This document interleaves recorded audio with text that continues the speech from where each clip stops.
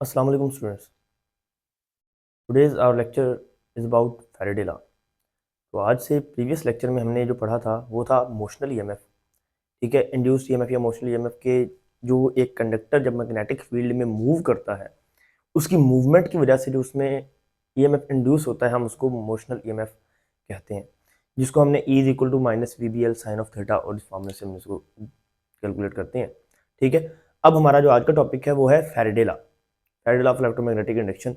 अब ये जो फैराडे लॉ है ये बेसिकली इसकी अगर हम डेफिनेशन देखें तो हमारे पास है the average EMF induced in conducting coil of N loop is equal to the negative of the rate of change of flux. कि ईएमएफ जो है वो minus N del phi by del T मतलब रेट ऑफ फ्लक्स के negative change के equal होता है। ठीक है, अब ये चीज हमने प्रूव करनी है तो सबसे पहले तो आपको इसकी डायग्राम का पता होना चाहिए। अगर आपने इसको as a long conduction attempt करना है उसके लिए आपके पास सबसे पहले इसकी डायग्राम, दो कंडक्टिंग रेल्स होंगी जिनके ऊपर हम एक कंडक्टिंग रॉड को सिलेक्ट करते हैं। ठीक है, ये इसकी पोजीशन 1 कहलाती है और इसको हम राइट साइड पर मूव करते हैं और इस पॉइंट पर ले आते हैं, ये इसकी पोजीशन 2 कहलाएगी। ठीक है, अब हमने मैग्नेटिक फील्ड जो है वो टुवर्ड्स द बोर्ड अप्लाई किया हुआ है।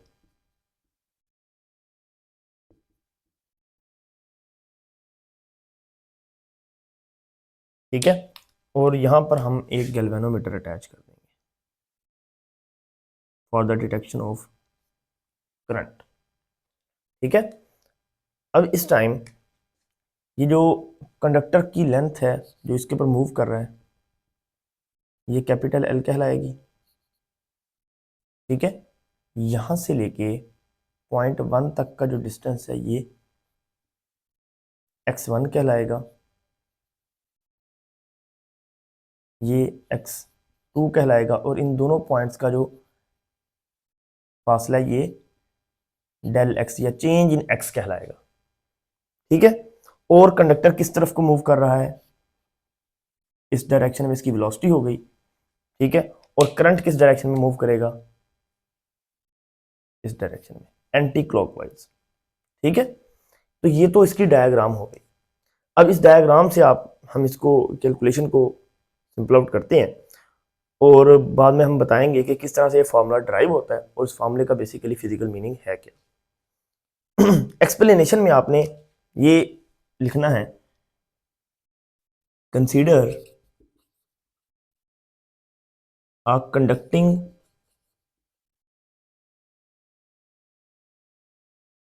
rod length L on two conducting rail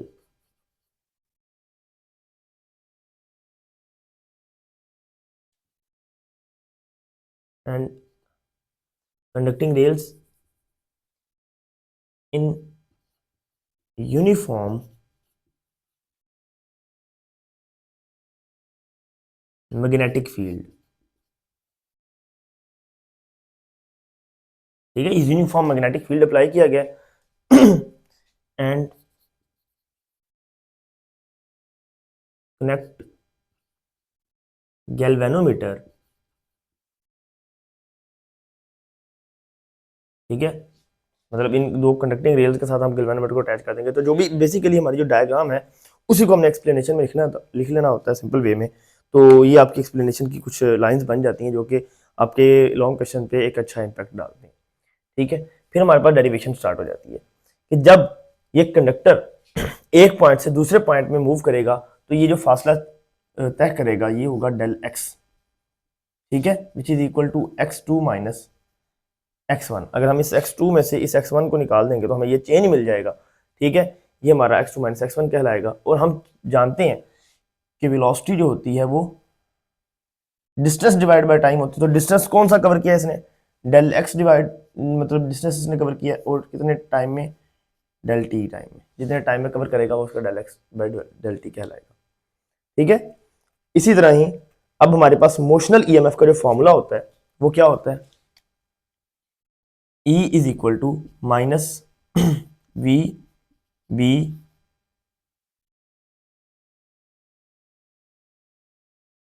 L sine of theta. ठीक है, V और B के दरमियान जो एंगल है वो थीटा कहलाता है। अब देखें V और B के दरमियान एंगल क्या है कि मैग्नेटिक फील्ड तो टुवर्ड्स द बोर्ड अप्लाई किया गया और जो कंडक्टर है वो किस तरफ मूव कर रहा है, इस तरफ को, तो इनके बिटवीन एंगल क्या बना 90 डिग्री। तो अगर हम ये साइन 90 डिग्री पुट करें तो साइन 90 इज इक्वल टू 1, हम यहाँ पे लिख देते हैं theta is equal to 90 degree और sine 90 degree is equal to 1। ठीक है, जब साइन 90 इज इक्वल टू 1 तो मोशनल ईएमएफ हमारे पास आ गई माइनस वी बी एल। अब इस v की वैल्यू आपने यहां पर पुट कर देनी है जो कि del x by del t है, minus del x by del t B L. ठीक है, इसको जरा सा रीअरेंज कर लेते हैं तो हमारे पास यह आएगा del X dot L over del T and B. ठीक है, अब हमें तो ये फॉर्मूला प्रूव करना है minus N del phi by del T. तो इसके लिए हम थोड़ी सी जो कैलकुलेशन है इसको फ्लक्स की तरफ लेकर जाएंगे। हम जानते हैं कि मैग्नेटिक फ्लक्स जो होता है वो किसके इक्वल होता है, बी डॉट ए। ठीक है, मैग्नेटिक फील्ड की लाइंस या मैग्नेटिक फील्ड की इंटेंसिटी और वेक्टर एरिया इनका मल्टीप्लाई। ठीक है, अगर हम इसको चेंज की फॉर्म में देखें तो डेल फाई बी जो है वो बी डॉट डेल ए के इक्वल होगा। लेकिन इस टाइम हम एरिया कैसे कैलकुलेट करें, जब एक चेंज इन एरिया कैसे फाइंड करेंगे। देखें, जो इस टाइम लूप बन रही है यहां से पॉइंट स्टार्ट हुआ और यहां तक गया, ये इसकी विड्थ हो गई और length of conductor capital L है। अगर हम लेंथ को और इस डिस्टेंस को मल्टीप्लाई करते हैं, मतलब ये सारा जो ये क्या कहला रहा है, कैपिटल एल कहलाता है। ठीक है, लेंथ ऑफ कंडक्टर। अगर हम लेंथ ऑफ कंडक्टर को इसके विड्थ से मल्टीप्लाई कर दें तो हमारे पास इस पूरी लूप का एरिया आ जाएगा। ठीक है, तो हम जानते हैं कि डेल एक्स को अगर हम डेल एल से मल्टीप्लाई कर दें तो हमारे पास चेंज इन एरिया आएगा कि जितना एरिया वो चेंज होता जा रहा है। बेसिकली यहाँ से जितना इस कंडक्टर को मूव करेंगे डेल ए उतना ही इंक्रीज करता जाएगा, जितना डेल एक्स बढ़ेगा उतना ही डेल ए भी इंक्रीज करेगा, क्योंकि लेंथ ऑफ कंडक्टर तो कांस्टेंट रहेगी ना, कंडक्टर की लेंथ तो चेंज नहीं हो सकती उसमें। तो जितना वो मूव दूर करेगा उसका एरिया उतना ही इंक्रीज होता जाएगा। तो इसके अकॉर्डिंग आप जानते हैं कि ये जो डेल एक्स डॉट एल है ये बेसिकली डेल ए के इक्वल है। तो हम यह लिख सकते हैं del A dot B over del T. तो एरिया का और मैग्नेटिक फील्ड का मल्टीप्लाई क्या कहलाता है, मैग्नेटिक फ्लक्स कहलाता है। हम इसे लिख सकते हैं del phi by del T. ठीक है, तो ये इंड्यूस्ड ईएमएफ का फॉर्मूला आ गया। और अगर हम नंबर ऑफ लूप्स की बात करें तो जितनी लूप्स होंगी उतना नंबर यहाँ पर आ जाएगा और ये formula del phi by del T. ठीक है, ये है induced EMF in Faraday law. ठीक है, कि इंड्यूस्ड ईएमएफ जो है वो negative rate of change of flux के इक्वल होती है। अब negative sign basically Lenz law के अकॉर्डिंग लगता है कि जो इंड्यूस्ड ईएमएफ होगा उसकी डायरेक्शन हमेशा इस तरह की होगी कि वो फ्लक्स को डिक्रीज या अपोज करने की कोशिश करेगा। अगर फ्लक्स बढ़ रहा है तो इंड्यूस्ड ईएमएफ इस डायरेक्शन में होगा कि वो फ्लक्स को कम करने की कोशिश करेगा। ये कैसे होगा इसको देखें, आइए समझते हैं फ्लेमिंग लेफ्ट हैंड रूल के थ्रू। फोर्स, मैग्नेटिक फील्ड और करंट की डायरेक्शन, ये देखिए करंट की डायरेक्शन ऊपर की तरफ है, magnetic field toward the board है, तो फोर्स किस तरफ लगेगी, कंडक्टर पे लेफ्ट साइड को लगेगी। हालांकि कंडक्टर किस तरफ मूव कर रहा है, राइट साइड को मूव कर रहा है, तो इस पे लगने वाली फोर्स क्या होगी, लेफ्ट साइड को, ड्यू टू इंड्यूस्ड ईएमएफ। हालांकि कंडक्टर को हम राइट साइड को मूव कर रहे हैं और इस पर लगने वाली फोर्स लेफ्ट साइड की है जो कि अपोज द मोशन करेगी, जिसकी वजह से नेगेटिव साइन यहां पर लगाया जाता है कि induced EMF always act to oppose the rate of change of flux. ठीक है, इंड्यूस्ड ईएमएफ की डायरेक्शन हमेशा इस तरह की होती है जो कि फ्लक्स के रेट को अपोज करता है। अगर फ्लक्स इंक्रीज कर रहा है तो इंड्यूस्ड ईएमएफ की डायरेक्शन उसको डिक्रीज करने की कोशिश करेगी। अगर फ्लक्स डिक्रीज कर रहा है तो इंड्यूस्ड ईएमएफ की डायरेक्शन उसको इंक्रीज करने की कोशिश करेगी।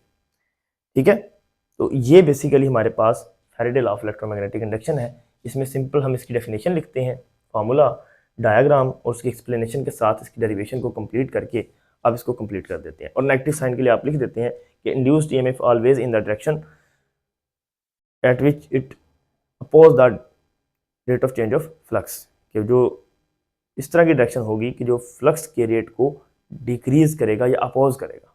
ठीक है, डिक्रीज करना वर्ड ज़्यादा बेहतर नहीं है, मेरा ख्याल है कि यहाँ पर अपोज का साइन जो है वो ज़्यादा बेहतर है, क्योंकि डिक्रीज नहीं करता, अगर डिक्रीज है तो उसको इंक्रीज करने की कोशिश करता है, तो इसका मतलब है कि वो अपोज करता है मोशन को। ठीक है, कि अगर फ्लक्स डिक्रीज हो रहा है तो उसको इंक्रीज करने की कोशिश करेगा, इस तरह से इंड्यूस ईएमएफ एक्ट करेगा, और अगर डिक्रीज हो रहा है तो उसको इंक्रीज करने की कोशिश करेगा। आई होप कि आप लोगों को अच्छा सा लेक्चर जो है अच्छे से समझ आया होगा। ठीक है, मज़ीद लेक्चर देखने के लिए चैनल के साथ सब्सक्राइब करें, और प्रीवियस जो हमारी वीडियो थी इंड्यूस ईएमएफ, उसके साथ ये दोनों टॉपिक मर्ज करके भी इकट्ठा टॉपिक हमारा जो है ये बनते हैं, induced EMF and Faraday law. ठीक है, नेक्स्ट इससे जो है वो लेंज लॉ इंशाल्लाह अपलोड किया जाएगा। अपना ख्याल रखिएगा। अल्लाह।